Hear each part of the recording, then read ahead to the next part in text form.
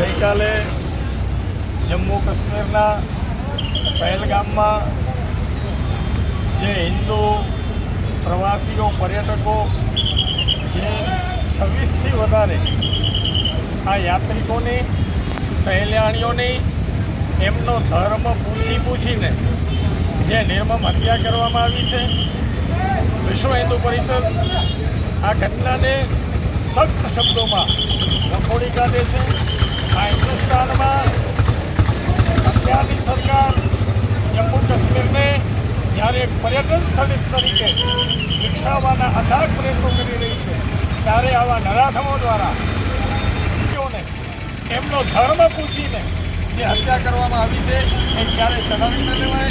આજે સંઘમાં દરેક જિલ્લામાં બજરંગ દળ દ્વારા પૂતળા દહનનો કાર્યક્રમ આપવામાં આવ્યો છે અને હજુ પણ ત્યાંની સરકાર આ જો ઘટનાઓને ચલાવી લેશે તો વિશ્વ હિન્દુ પરિષદ બજરંગ દળ માર્ગ ઉપર ઉતરશે અને ઉગ્ર આંદોલન કરશે એવી આ સાથે અમે એમને ચેતવણી આપીએ છીએ અને આ નરાધમોને તાત્કાલિક ધોરણે પકડી પાડવામાં આવે અને એમને ફાંસીની સજા કરવામાં આવે આવી અમારી લાગણી અને માગણી આપના માધ્યમથી અમે રજૂ કરી.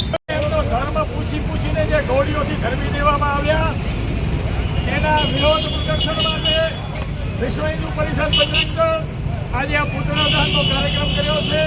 આપ સૌ અહીં ઉપસ્થિત રહ્યા વિશ્વ હિન્દુ પરિષદ બજરંગ દળ આપ સૌને ખૂબ ખૂબ ધન્યવાદ અને આભાર માને છે. આપ સૌનો ખૂબ ખૂબ આભાર.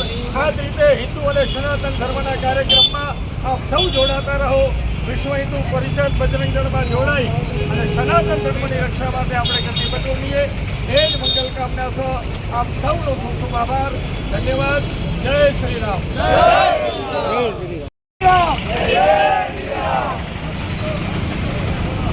હિન્દુ કે હથિયારો કો ફાંસી દો, ફાંસી દો.